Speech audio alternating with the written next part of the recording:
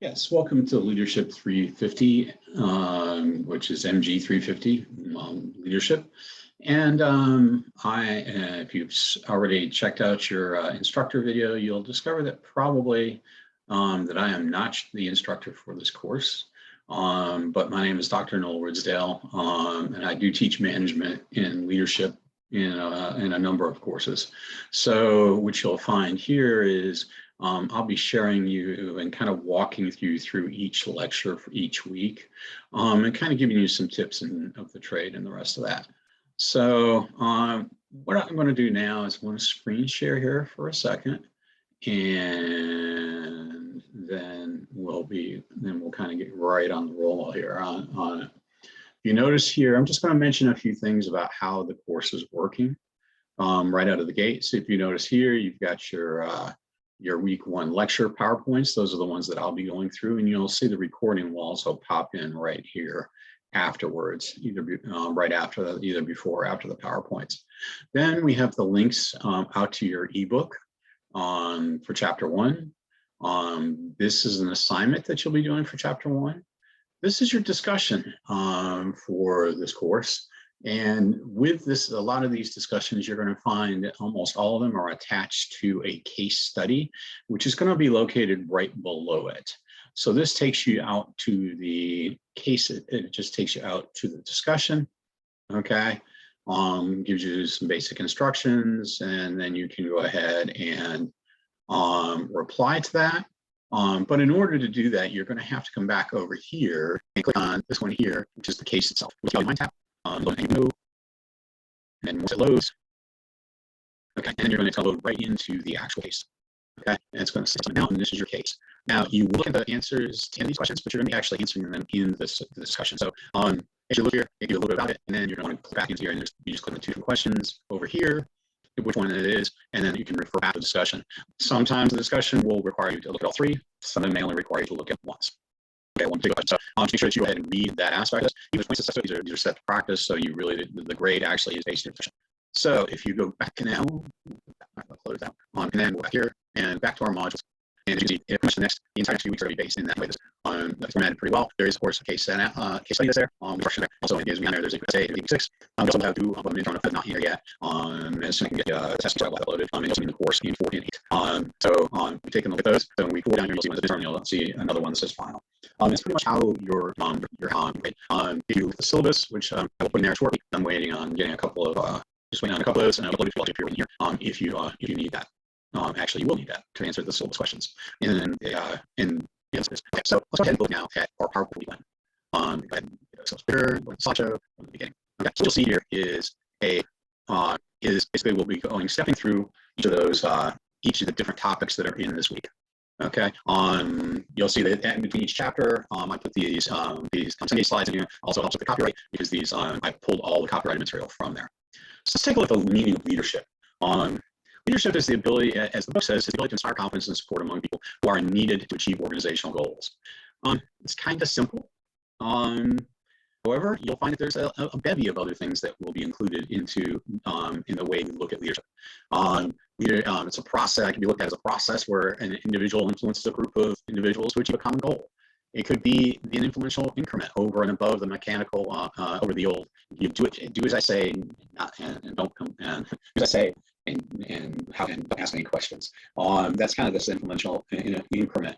So typically, if you go back 40, 50 years, even 60 years now, you're probably getting into the compliant where things were everything was you do this or you don't have a job. And usually now we kind of look at leadership as being more of that's kind of more management. We'll get into that in a little bit. Whereas now we want to be able to influence those in some way, shape, or form in a positive way. An act that causes others to act or respond to a shared direction. Okay, that's one of those things where we can act and get people to move in a direction altogether. The art of influencing people by persuasion, or by example, and following a line of action. Mobilizing people in an organization towards common goals to achieve impact. All of these are definitely going to be things that you're going to be able to see. Go back there. You're going to see all of these in play in most good leaders. The other one is a principal dynamic force that motivates and coordinates organizations to accomplish its objectives. The exercise of social influence between and among many sources of leadership working towards a common goal by various mechanisms. So in other words, all of these 5 little definitions that are after that really go into all the different styles of leadership and how you choose to lead. You're not quite sure yet, maybe what your style is going to be. That'll kind of develop over time. I can tell you, my style always set out to be that. My background started out obviously in the do as you're told, don't ask questions mechanism, and I've grown and blossomed into a different type of leader style now, where that's always over that. Even early on, I looked for diversity, I looked for questioning, I looked for ways to improve for my staff. The next one is these couple other ones here. Definitely leadership is needed at all levels, and even sometimes even is practiced by people who aren't in a leadership position. Just maybe a member of the group that wants to get things done and help them move things along. Make sure that we and organizations now look at leadership as an important factor. Emergent leaders are group members who significantly influence others, other group members, even though they may not be assigned any formal authority. So this is that person that's in your team at work who's suddenly wants to take the bull by the horns and kind of really get things moving. Okay, so this is you're going to find these all over the place. It can be that one person who's definitely just has that ability to kind of get people to rally around and move forward. And leadership theorists and managers agree that leadership role within a team is seldom the responsibility of one person. This aspect that it's always the same person is not something that we accept anymore. Basically, individuals, there may be several individuals within your teams that actually both take on a formal leadership, but also those informal leadership positions. Again, those people who can kind of get things done and rally a couple, 3 people around them, and we can make this happen and get the job done in a good way. And leadership in those types of teams and groups can actually shift a little bit depending on who's the expert at the time. You might have an expert in manufacturing, but the engineering group might have a way to make sure that they have a better way of making things happen. So we're going to take a look at all of that.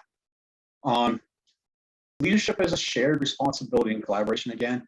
The essence of shared and collaborative leadership is reflected who studied this, Monique Petrie, who conducted a study on leadership development. The transition occurring from the old paradigm in leadership resided in a personal role to a new one in which leadership was a collective process and spread throughout networks of people. So it's all about the group in leadership these days. You may have a person who steps up to lead that, okay, but you also may have those people who lead from the back, okay, who can grab those 3 or 4 people in a team organization and then move those along. And then, of course, collaborative leadership is now in this world of being hyper connected. Okay, we're fostered by email and social media and globalization and diversity. All of those things, and we have to now factor in because you just never know where that next leader is going to come from. Okay, leadership in my mind is definitely all about a relationship. Okay, it's a relationship between those people that I'm responsible for to get a job done and myself. Okay, and you really can't. It's almost hard to put into words from a theoretical perspective. Okay, and in other words, I've always looked at leadership as being that I'm the person who the top people above me are putting in charge and associated with tasks. Okay, and my job is then to work with the people I have and get those tasks done. And it's done by just basically given the sense of a relationship. Now, granted, some of that relationship is contextual in the regards that, yes, I'm the manager and they're employees. So it's kind of the context of actual, there's some rigidity to that. However, in that rigidity, there's a whole lot of flexibility. I know that sounds like an oxymoron, but there's actually flexibility in the way you get that job done. Yes, the job's got to get done. But realistically, most leaders that are senior leaders these days are only interested in getting the job done, but not necessarily how you get it done. Because employees now, you really have to be conscious of hanging on to those employees. You look at praise, you look at postings, you look at ways that you can motivate people on. It's one of those where any way that you can make that employee feel better, it's going to be better for you as a leader. And I discovered this a long, long time ago.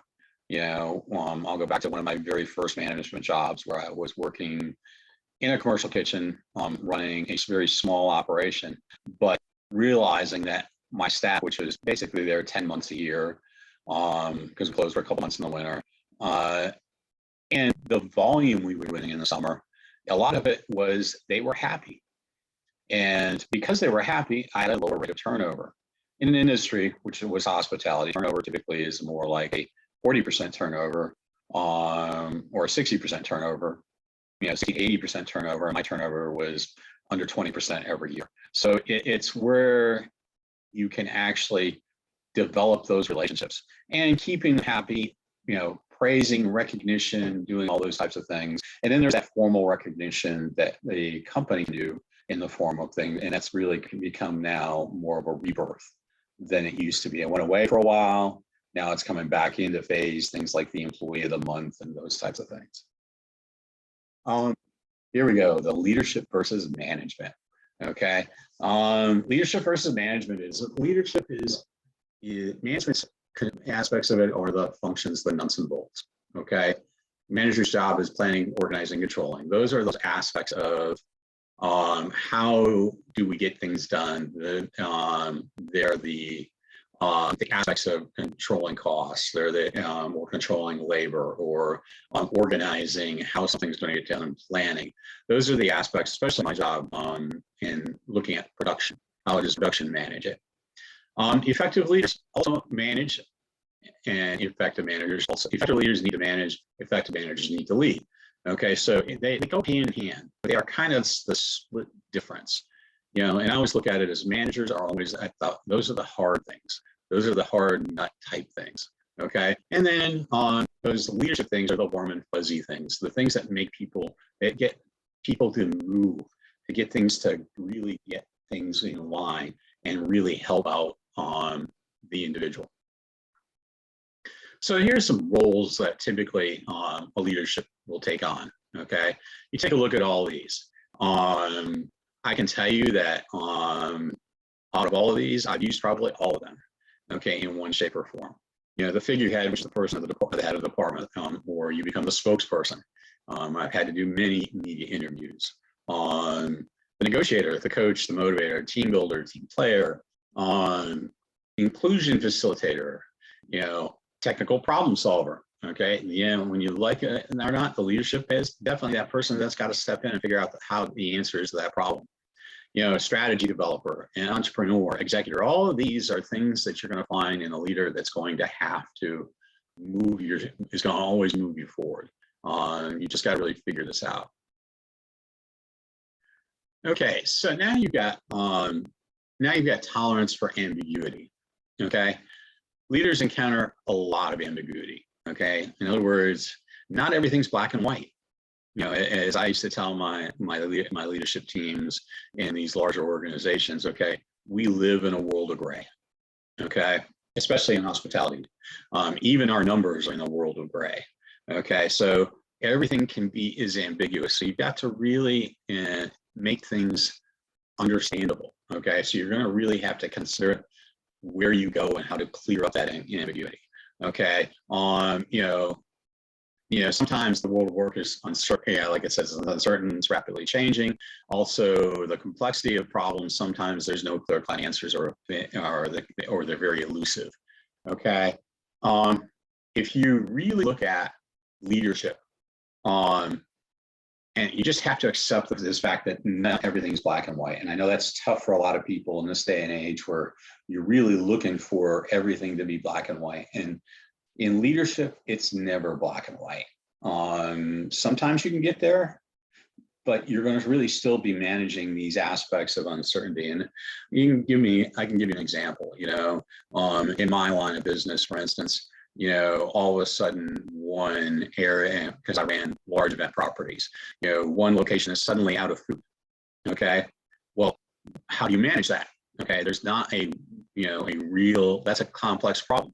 Number one, you may not be close enough to any food to get to it. Okay. And it's going to take some time to get there. So it's a complex problem because you're going to have to deal with the guest issues as you don't have the food for a few moments. You've got to solve the issue of getting more food up there. If there isn't any more to be available in other locations, then you're going to have to go ahead and create some, which is going to take longer. And again, you're still going to have to manage that customer service component. So all of those things, it's a world of gray there, and there's no right answer in each one. Each situation is going to be just a little bit different. Satisfactions of leadership. These are where I really stayed, reason why I've stayed. And it's definitely not always for the money. Although you do make a little higher income, you do get respect and status, but realistically, the satisfaction is you're helping. For me, it was always number two, the chance to help others grow and develop. It's that opportunity, to be able to allow these people to develop. I've had numbers in huge, in the 20 plus number of people who have actually grown, developed, and moved on, into leadership positions themselves. Nothing's much more rewarding, and especially as a faculty member, you definitely get that aspect. Frustrations. Okay. The top one is definitely going to be one of those. There's definitely going to be some uncompensated overtime. No matter what management position you're in, whether you're in retail, you're in food, you're in manufacturing, it's definitely going to be there's going to be times where you are going to have some uncompensated overtime. Yeah, they don't compensate us for those things. Too many headaches. You're facing a performer perish type of mentality sometimes. Sometimes you don't have authority. This is a real tough one. When you don't have the authority to act. It's lonely at the top, as they say. That is true. Too many people problems, too much organization politics. Yeah, those are definitely going to be concerns. Although they may be smaller concerns. If they get to be too big of concerns, then you might have to think about moving out. And then there's job fatigue and burnout, which is something in my aspect in hospitality we know all too well. So when you look at what a leadership is and how effective you can be, you look at these three bottom boxes. You look at characteristics, behavior, and style. Those are all you. Okay, those are all things that you come into the package with. Then there's group member characteristics and behavior, which is not all about you. Okay, it's about how you interacted with the rest of the groups that are there. And finally, you get context, internal and external environment. So the context is, how do you view your decisions? How do they interact with the internal environment, your employees, and the processes that go on, and how do they impact the external environment? So how do you deal with those things that crop up that are external in nature that you can't control? Sometimes that's customers. Sometimes that's too many people showing up. Maybe it's what is your end product and where it's being used, and what are those changes that might impact that? The followership aspect. Okay, so you have to be a good leader. You have to also be an effective group member. Okay, so when in a group, especially when you're looking at this, you want to move things along. Sometimes you take a step back and let somebody else take the lead. That's a practice I've always come across. And I've always practiced that. Sometimes somebody's got more expertise, and then that's what you're going to move along with. So as you look at this, levels of engagement, okay, followed by followers, okay. So you look at these, and you can look at these also by people who are in class, okay. And this is how I explain this level of engagement, and it works the same in the workplace, okay. Get that first one who isolates. That's the person who sits in the back corner, kind of hangs out, doesn't really want to say anything, doesn't really interact with anybody else, okay. They're just kind of isolating themselves, okay. Then we've got the bystanders group. Okay, the bystanders group, that person is the person on the sidelines, you know. They're kind of let things kind of go by them. They interact occasionally, okay, but they're not really participating to a great level. They're usually just kind of, they'll throw a snippet out there or throw a snippet out here, and then that's as far as you'll get. They'll be on the backs on that aspect. Participants are those are just even keeled people who are equally participant, waiting, be able to move the process forward. When we get to activists actually change. Okay, they're looking to be a catalyst in some way, shape, or form, or change, or look at change or movement. Okay, and the last one, the diehards, they're the opposite of the isolates. Now, they can be a little bit difficult in the leadership role, is because diehards have a tendency to have a very strong opinion about things and are not easily saved. Okay, not easily swayed, I should say. So you want to go ahead and kind of look at those as you go up to this level. You as the leader need to assess where your group stands in this, and then that determines how you help engage them. You know, down here, I'm looking at these people. I'm looking at pushing. Over here, these I may be having to tamper down a little bit and get that aspect. And this is really where we're going to get most of our where we're going to get most of the work done, typically in most groups. Okay, qualities of effective followers, and this is the follower aspect again: self-management, commitment, competence, and focus. In other words, you know where you're going. And courage. Okay, courage to understand that, you know, that good effective followers can speak up, can have an opinion, and should, and they should fight for what they believe is right. Okay, especially if it's the betterment of the whole organization. Okay, so these qualities, you look at yourself and kind of say, where do I fit in? Okay, in the follower category, because followers need, you know, leaders are followers as well. Okay, so just we're wrapping this up here a little bit. The collaboration between leaders and followers is this: a key role for followers is to collaborate with leaders in achieving organizational goals. Okay, in other words, you as a follower need to really push people. Then the leader is to basically are made by groups. Okay, a new leader that and the led are close allies. Okay, is what Petros said. But you really need to make sure that that leader will emerge between them. And great leaders always have that sense of being able to get people to follow them. And then also in modern organizations, switch those roles up when necessary. Okay. And basically, a good leader is neither a leader or follower all the time, but it depends on the circumstances.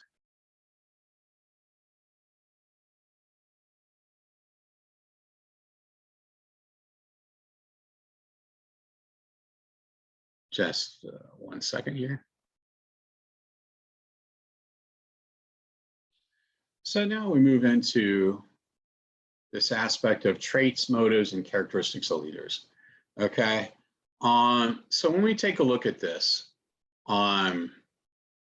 trait-based leadership is a perspective where we take a look at what traits you have. Okay. It's recent. It's fallen after it's reemerged as an aspect of what traits do you have to have effective leadership. Okay. So there's been a little bit more study that behavior accounts for a certain a minimum of a third of your effectiveness as a leader. Okay, so when you take a look at traits, what is it about you that makes you a good leader? Those are the traits now leader, and they start to reanalyze this. And you'll see sometimes a lot of organizations doing personality tests and things like that to identify traits that would put a leader in the right place. So it also the trait-based perspective, the newer version of this also acknowledges the situation that often influences that the situation in the trait that's going to come out. And I equate that one easily to when you're looking at things as a trait to begin with. Okay, so typically you may be more relaxed and in your style, and traits are ones that come out are more of encouraging. But when you get into an emergency situation, then you have to go to that aspect of it being in charge. Okay, that's the important part. Okay, and then we have characteristics associated with leadership being classified in 3 broad categories. personality traits, motives, and cognitive factors. Okay, so what is the motive of the person that you're looking at? And cognitive factors are more about the consciousness of it. Okay, so when we look at the general personality traits of effective leaders, you've got self-confidence, humility, you constantly look at yourself, trustworthy, the likability factor, authenticity, extroversion, assertiveness, enthusiasm, optimism, and warmth. Those are all, all great traits to have. Good sense of humor and a likable factor. So when you take a look at all these, we all have, these are the general characteristics of things that happen, okay? They're not always present in every leader, and some of us have more of these than others. But everybody should have a really good dose of most of these, because this is what's going to make you a great leader and an effective leader. Okay, so if you look at the personalities of effective leaders, you've got the self-confidence and humility. Okay, humility is that self-awareness, that aspect of appreciating strengths and weaknesses of others, open to ideas from others. Okay, so I used to always say, I don't always have the answer. I may have an answer, but it may not always be the answer. So you may have something better. Let's hear it. Self-confidence is definitely something that I've had to work on over the years. I can honestly say when I started out, I wasn't overly self-confident, but I had some self-confidence, but it was more of a quiet self-confidence. So over time, you can develop that self-confidence by being in those roles. Okay, humility, again, that aspect that you can, allow somebody else to grow, help them grow. Also be willing to learn from others. I tell people all the time, I learn from you. There's no doubt about that. Research suggests humility is probably one of the largest factors that's going to benefit you as a leader. And if it can, humility also can be, it's a fine line. If you go too far, then then it looks like you're indecisive. And you really sometimes have to grab the bull by the horns and get moving. Okay. Self-evaluations. Are you looking at yourself all the time? How can you improve? Trustworthiness. And trust and transparency are usually will go hand in hand. Okay, organizational leadership is open rather than secretive about its activities that affect the welfare of stakeholders. This is a tough one because a lot of organizations still are not fully transparent. So you may be working hard on that. Make behavior consistent with intentions. Okay, these are trust builders. When facing a problem, move into the problem solving mode instead of blaming for what went wrong. This is the big one in my mind is don't ever look at solve the problem first and then deal with what went wrong afterwards. Okay, you don't need to blame somebody for the issue. Just go ahead and get this problem solved and move on. Then if it needs correction, then you go back to looking at those issues after the fact. But typically when you face the problem, correct the problem first. Basically anything that's confidential, you keep confidential.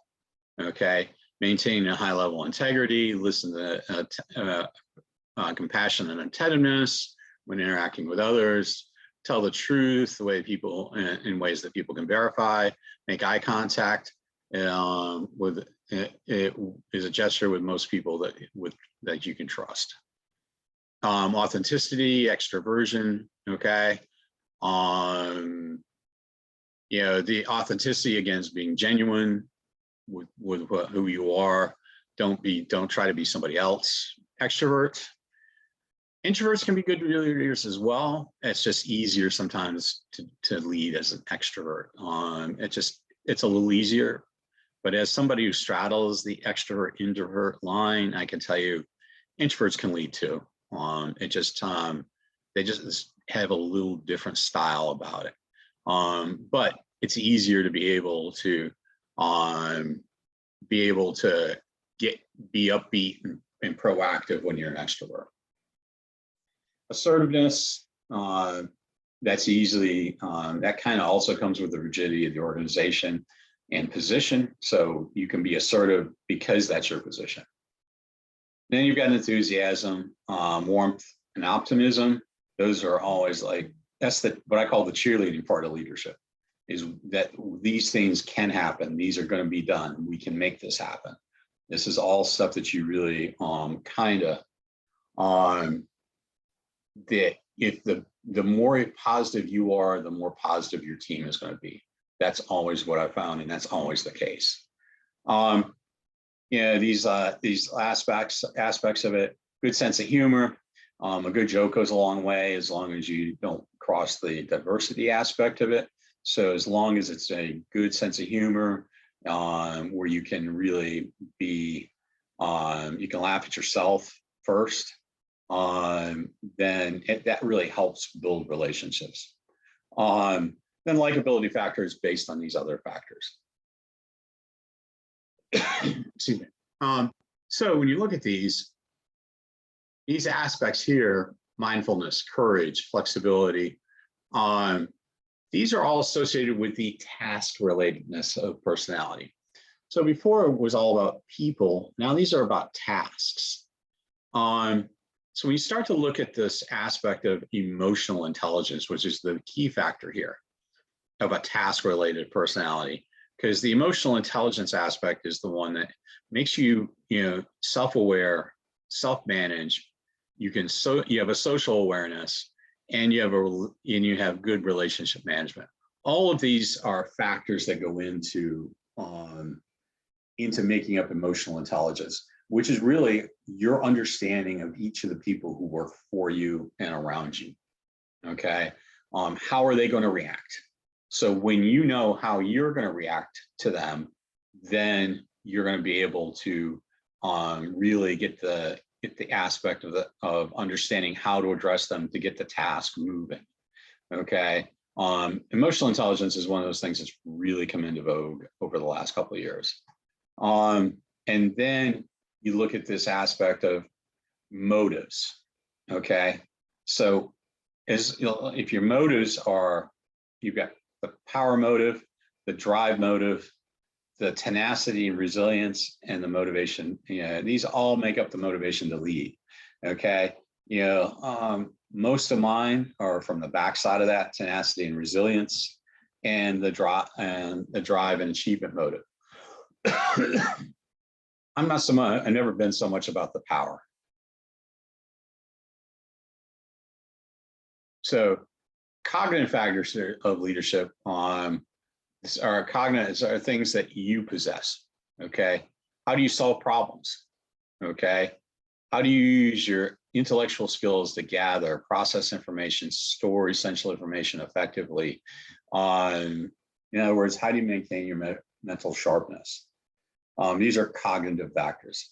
I really wish I had been able to keep a copy. Used to have a copy of a video that showed me early on managing rush hour, is what we called it, in the middle of a PGA tournament in the clubhouse. So food is coming one way, food's coming another, food's going in, it's going out, to multiple locations with all, a couple dozen people.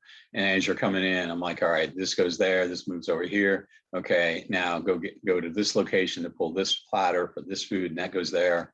Okay, these are all cognitive factors where I was making decisions very quickly and assembling that aspect of it and dealing with people in that emotional intelligence umbrella. Okay, some people I was more direct with. Other people I would ask a question, could you go get this? Okay, that's that emotional intelligence and how you deal with each individual person. Okay, and again, this is the visual representation of that, of the cognitive factors. farsightedness, conceptual thinking, insight into people and situations. Again, that's the emotional intelligence. Creativity, knowledge of the business or the group task. Cognitive or analytical intelligence. So those are aspects where, I think that you're really, these are cognitive factors, and these are things that you're going to build over time. Typically, you're not going to start out with all of this. These are all things that you're going to probably work on over time. So cognitive factors are something like practice. Okay, if you're practicing for a team or something along those lines, then you're actually practicing cognitive factors. Okay, it's a different context, but realistically, it's the same in leadership. You're practicing these aspects, which will make you a great leader, that are cognitive, but these can be exercised. And the more you do it, the better off you are. Okay, so that kind of wraps us up for week one. Kind of gives you a good short run into what we're doing. And I will definitely see you in week 2 for the next one.